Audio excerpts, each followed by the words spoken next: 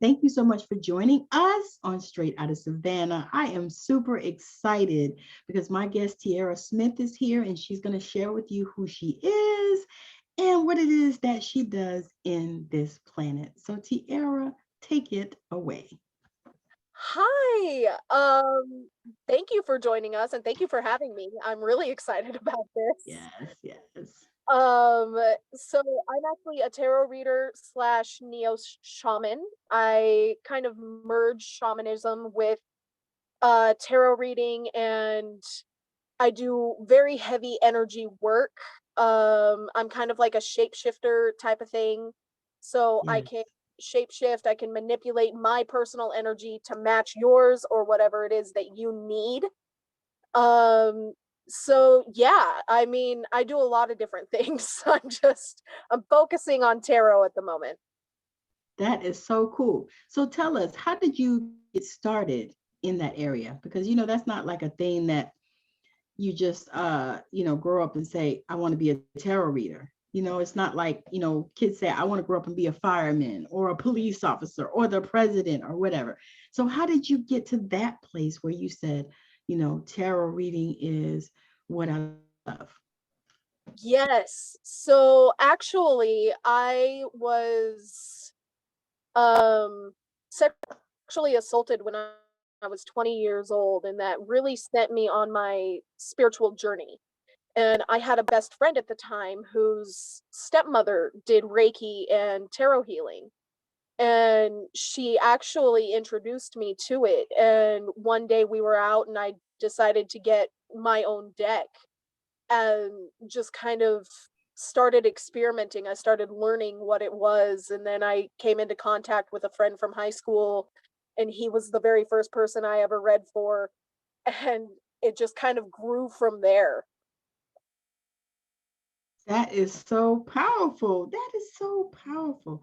So when you are um, servicing your clients, what do they typically come to you for? I mean, do they typically come to you because the thing I guess I'm trying to ask is many times people feel like tarot readers and people that read oracle cards and all that stuff, like we are fortune tellers. So tell me, what is it that is the overall theme of why your clients come to you? The overall theme is healing. They don't necessarily come to me for, a lot of times they do come to me for confirmation, but what they come to me for is they have problems that they really want to heal. Um and they really, a lot of times, are at their lowest point. And it's kind of like my energy is so contagious that I lift them up during the reading, and so they'll start coming to me even more after that, because they realize that it's not just fortune telling or, oh, she can tell the future. It's, oh, she can really help me heal. Yes, that is powerful. So now in your sessions, do you also use mediumship at all? I do. It really depends on the person and who's coming through. Um, but I always work with ancestors and I always work with deities. So I will use mediumship with, a lot of the time what'll happen is I'll actually start embodying the energy of the deity in order to actually project it and project into your energy to heal you. Oh, okay. Okay, that is awesome. That is so powerful. So how did you start to work with the deities? Because that's not also a really common practice either. So that's I wanted to talk about that. Well, actually, the reason I started working with deities is Loki was the very first deity that came to me. And And explain how the that reason he happened. the reason he did was because I had haunted dolls of different spirits and entities. And one day I started getting spiders on me, and in my dreams, and I was like, what is all of this? Why am I getting spiders? Why am I seeing snakes?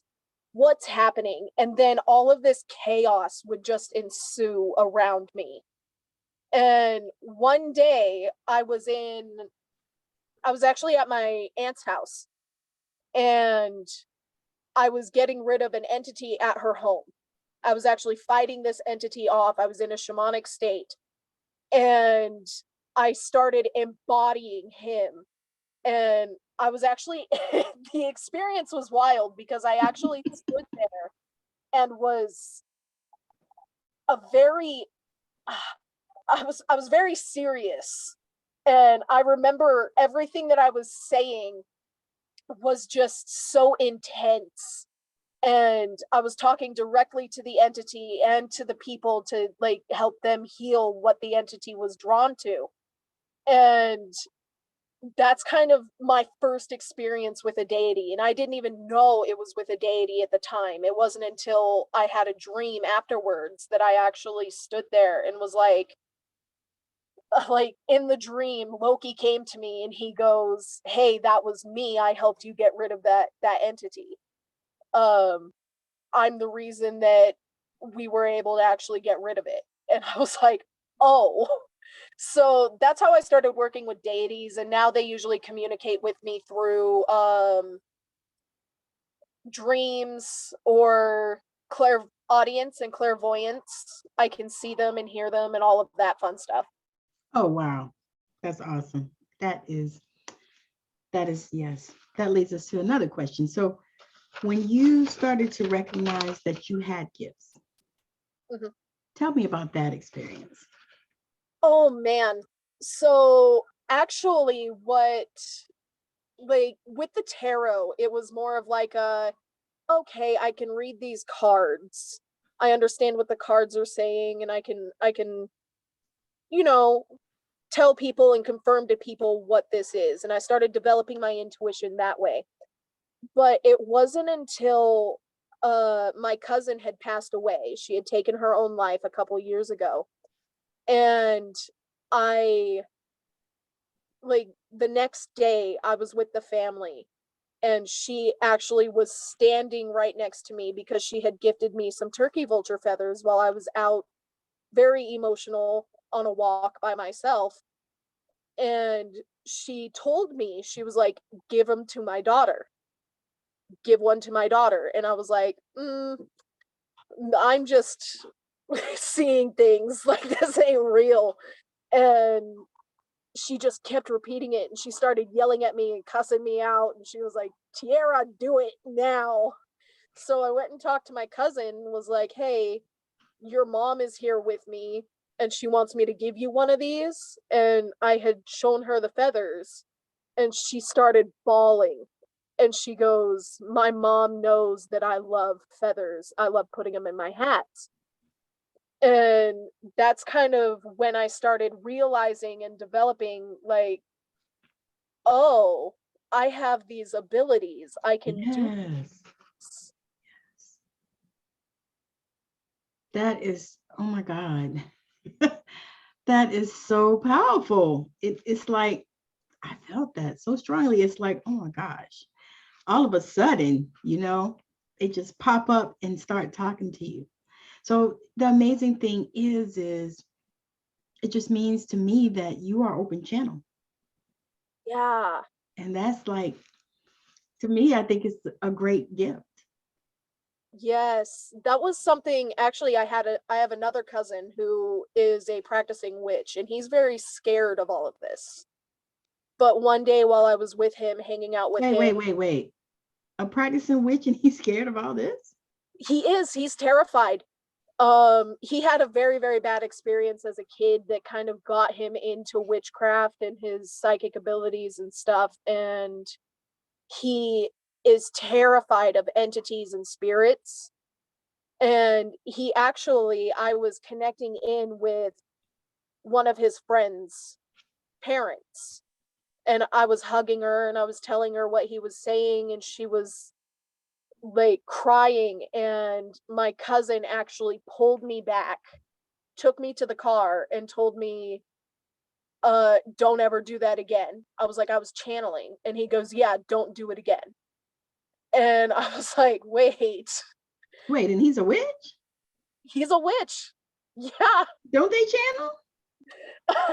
I'm not sure what his whole experience is. Oh, Or what he does, but he's very psychic and does deal with spirits. But I think a lot of the time his fear from that traumatic experience that got him into witchcraft is what holds him back and what manifests a lot of channeling and abilities as a more negative experience. gotcha. Okay, gotcha. I can see Yeah. that.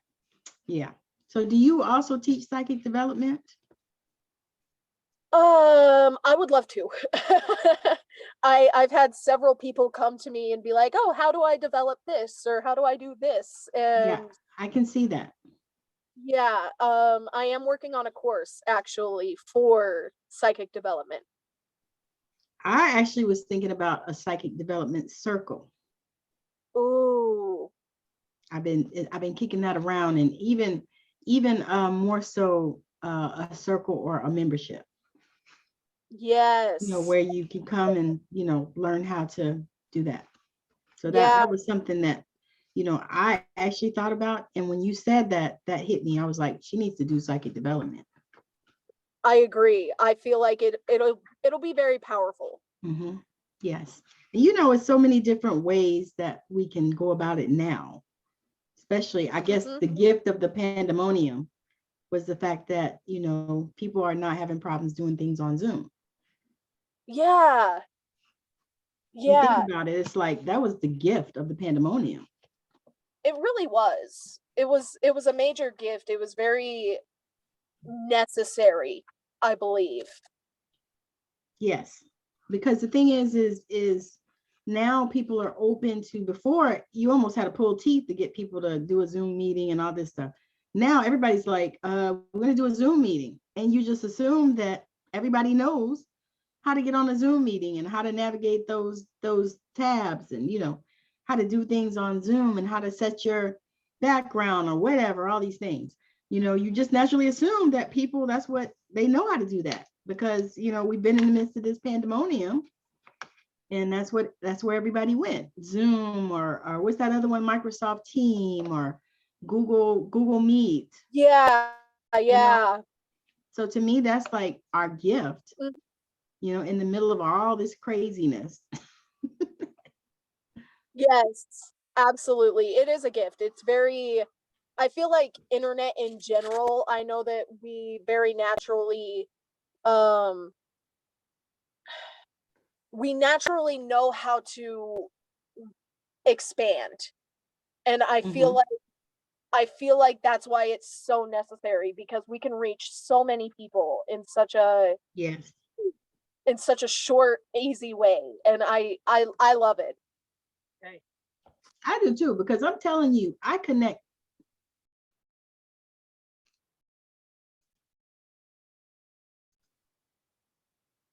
Okay, so what I feel like is you are so much of a gift to this world.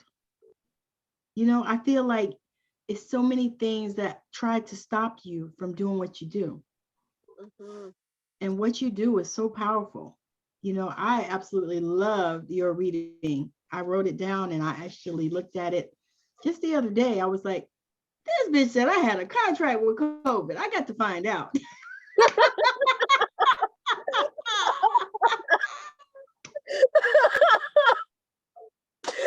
Oh man, I said, yeah. what? I know. That thing has like messed with me, because I was like, mm-mm. I was like, I've been speaking that we are immune to that shit. We're not gonna get it. Oh, We are not calling that in. But yeah, so I feel like you are just such an awesome gift to this planet.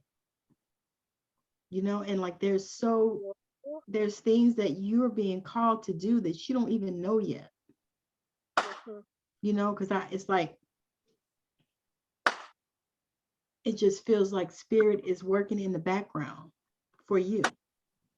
They are like Almost like when you plant stuff, how you plant things, So, okay, I'm going to tell a little story. So when my son sent me a bonsai plant for Mother's Day. Mhm. Now, the story behind that is I have killed cactuses and aloe plants. Feel that I have to. So I typically didn't seem to be able to grow nothing but children. So I was shocked when, this is what he sent. But my son is woo. And he goes, yeah, I got one for Marianne, so I thought I would get you one. He goes, they're good for the atmosphere and the environment, and they're supposed to bring abundance and all this kind of stuff, right? I was like, okay. So I get this thing. Of course, I have no dirt because I don't do plants like that. I mean, I do roses because my husband's usually gets them for me every week, and we just put them in the house, but I know I just put those in some water and put a little sugar in the water, and they're good, but plants, actual plants. So I borrowed some dirt from my neighbor because she's a plant girl, and she actually gave me it in a little pot. So I put the thing in a little pot, and guess what? It has grown. Really? I've got to go get some dirt and repot this thing. Matter of fact, I'm going to do that after we get off probably. I got to go get some dirt and repot this thing because it has grown. And so I'm sharing that to say that that's what it feels like for you. Like you're here and you're doing what you're supposed to do, but there's stuff going on underneath the bottom that's growing you, and that's going to catapult you out. I agree. I feel that very heavily because looking back on my journey and stuff, and I'm one of those people. I got the message a while ago that I'm here to master myself. I'm here to master all of the elements. And I'm still in the midst of that. But I dedicated myself so long ago to mastering my mind, my emotions, my physical body, and my psychic abilities, like who I am as a human being. Yes, at your core. At my core, yes. And I feel that as I continue to do this, my abilities will continue to grow and just strengthen, and I'll get new ones. Yes. So, yeah, that resonates so deep to me, Yes. honestly. Yes. I can feel it so strongly. It's like, oh my God, this girl is a powerhouse. I hope she knows. Because you always, a lot of times we don't recognize it, but other people see it. And we were talking in the green room about how, sometimes you go in these groups and some people recognize it in you before you even recognize it. They see it. Yeah. They see it, and then sometimes I believe that it's in their contract to block you. Absolutely. And it's like, and I really just started seeing this because I'm the type of person that I try really hard not to be judgmental, and I try not to judge anybody, because here's the thing. I realize as time has grown for me at, what am I now, 53 years old, I've seen a lot of shit, but it's not my job to judge it. It's my job to hold space if you need it. Yeah. It's my job to be there for you and to love you and hold you, because that's what people need, Yeah. because it's so much now where people they feel judged, and so they act a certain way, and you've seen it.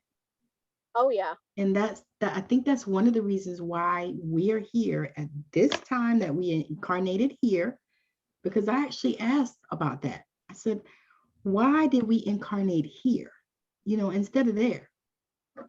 Because I envision myself as like a spiritual Harriet Tubman.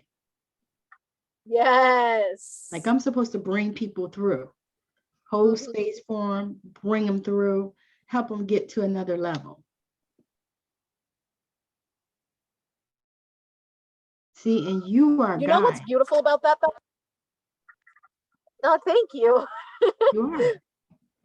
But what's beautiful about that is while you were discussing that, where I'm at, the wind picked up to probably about 24, 25 miles an hour. Wow.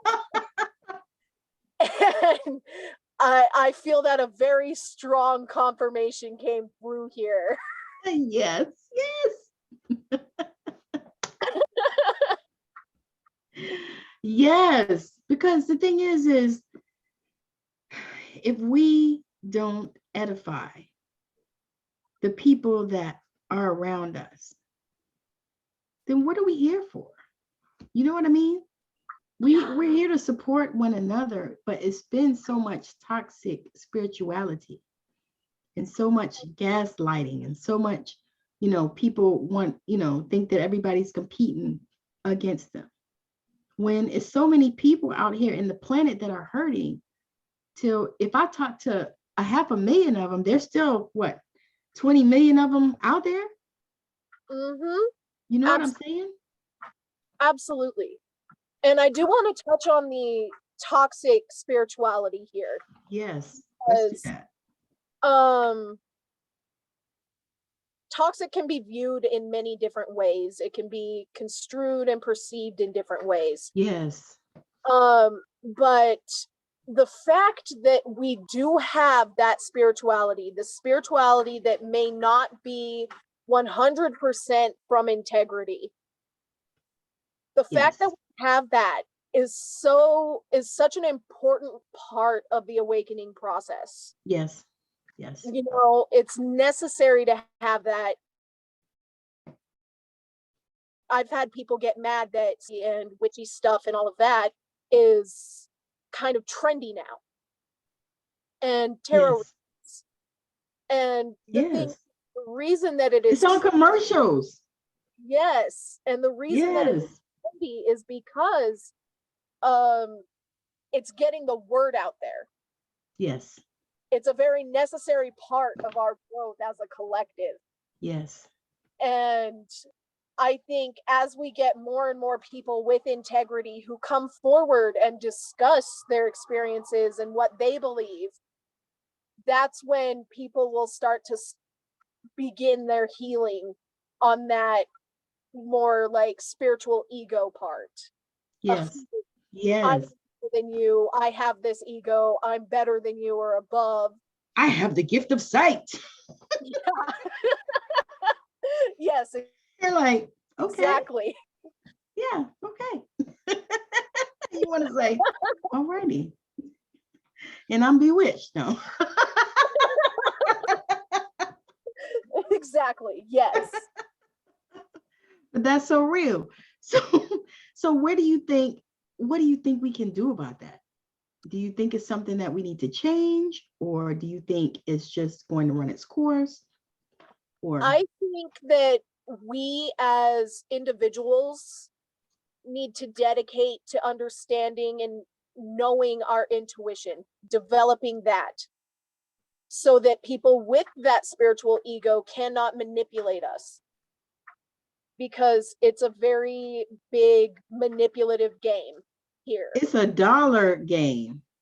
Yeah, it is. It's like, I want that money. I know that I can make easy money manipulating people,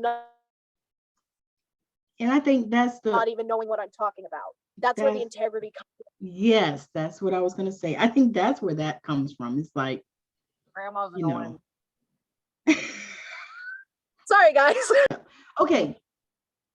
So Tierrah, just share with us, where do you see yourself going? Where are you taking your business? I am taking my business definitely to YouTube. I feel that getting my name out there is going to be a very big part of where I'm going. I honestly see myself a lot more in tune and connected, and Yes. I feel that with my abilities growing, I will be able to create a lot of different programs or new ways to just kind of help people align and connect. I Yes. very much so see myself as a mentor. Yes. That is powerful. And that is exactly how I see you. So, share with the people where they can find you. Yes, so you can see me at Enigmatic Spirits and on Facebook, in the Facebook group. As of now, that is where I am building myself and doing tarot and all of that fun stuff. Mhm. Um, yeah. And you did a YouTube channel? Not yet. I'm working on the YouTube channel. I will definitely um give you that information as soon as I do, though. Awesome. Because I'll put it in the show notes as well. All right. So I'm super excited that Tierrah has joined us on Straight Outta Savannah. It's been amazing. And I know that you are going to reach out to Tierrah because she is awesome. Beautiful spirit. I enjoyed this interview so much. It was so much fun. And I actually loved how we vibed. So Yeah, we'll definitely have to do something else again because I it's would just love fire. to. I would love to. I had such a good time, honestly. Yes, yes, yes. So if you want to reach out to Tierrah, all of her information will be in the show notes. Also, it'll be on Anchor, and this also will be on mupotv.com, the app. So make sure that you are joining us and that you are following both Tierrah and myself so that you can see some of the beautiful things that we're going to do and the creations that we are going to make. So again, thank y'all for joining. It's been a blast. We'll see you next time. Bye now. Bye.